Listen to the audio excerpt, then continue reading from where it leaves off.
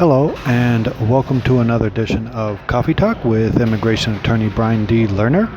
In this particular episode, I'd like to talk a little bit about what the priority date means. Okay, I've had lots of clients that have come in over the years that say something to the effect, well, I filed the I-130, it was approved, and I don't know what to do now, and they tell me my visa number's not ready. What can I do?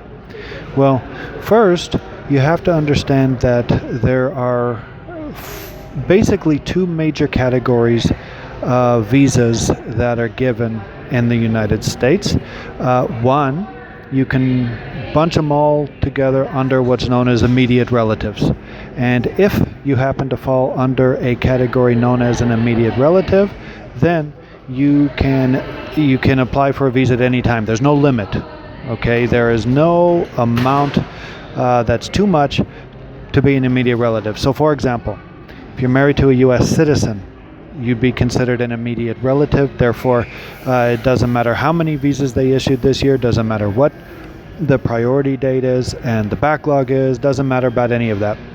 All that matters is that you're immediate relative and you can apply. But what I want this video to be on is when you are not an immediate relative, when you fall under what's called the preference categories. And that we can divide into the major second category of visas, the preference categories. And they basically go by numbers. There's preference 1, preference 2, which is divided into 2A and 2B, preference 3, and preference 4. For clear purposes, the higher the number, the longer the wait. That's just the bottom line. Okay, so let's start at the bottom. If you're fourth preference, that means you're a U.S. citizen that will be petitioning your brother or sister. And if you're third preference, that means you are a married son or daughter of a U.S. citizen. Preference 2 deals just with lawful permanent residents. So if you're the spouse of a lawful permanent resident, that's preference 2A. If you are the child of a lawful permanent resident, that's preference 2B. And preference 1 would be a single son or daughter of a U.S. citizen. And now, of course, there's other preferences dealing with employment, but that's for another time, another video. So depending what country you're from, it also will mandate how long you have to wait.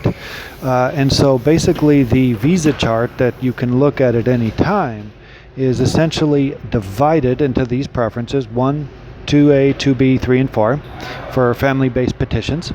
And then it's divided into countries. Now, not all countries are listed on there. Basically, the most popular countries with the biggest backlogs are listed, and then a category for essentially the rest of the world. So you have, the ones that are broken out are Mexico, China, India, and the Philippines. Okay, those 4 are broken out, and then it's the rest of the world, which is the same. So to give you an idea of how long it can take, if you happen to be from the Philippines and you happen to be filing a fourth preference petition, which again is a petition for your brother or sister, it is taking about 22 years. Yes, you heard me right, 22 years for the visa number to become current. That means that you can file the I-130. That basically says you're a U.S. citizen, your sister or brother is who they say they are, and your relationship exists. That's really what the I-130 does. It doesn't do any more than that, which unfortunately a lot of people think it does. So you could file the I-130 today. It could, just say theoretically it's approved tomorrow. You're looking at about 2037 in which the visa number will become current. That is because the law says, there's to be so many visas per category, per country, per year. Okay, and once it gets to that point, then it starts backlogging. And unfortunately for, if you happen to be from the Philippines doing fourth preference, it's backlogged a very long time.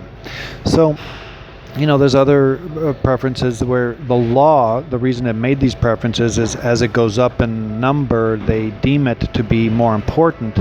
to be together, so therefore the preference is the time is less.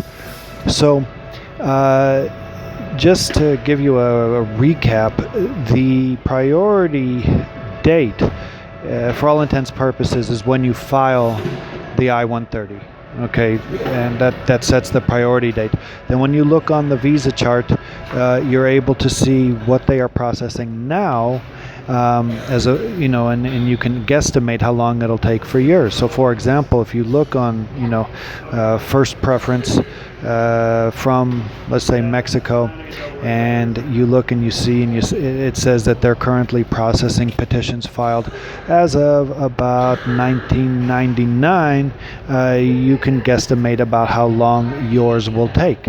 So go ahead and give me a call. The initial consultation's free. I'll let you know, about how much longer you would have to wait.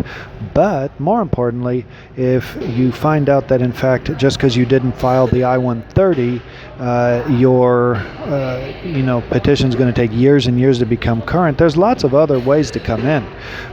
Once I give the consultation, I can find out if they can come in on some type of non-immigrant visa, and, and they come here and they work, and, they take years off the wait, really, because they're here in the U.S. So once they get here on these non-immigrant visas, they can stay for however long those non-immigrant visas last, and as they're staying here, the years percolate along, the visa number gets closer and closer, and eventually they can become residents because the visa will be current. So if you like the video, click like, subscribe. More on the coming videos. Thank you.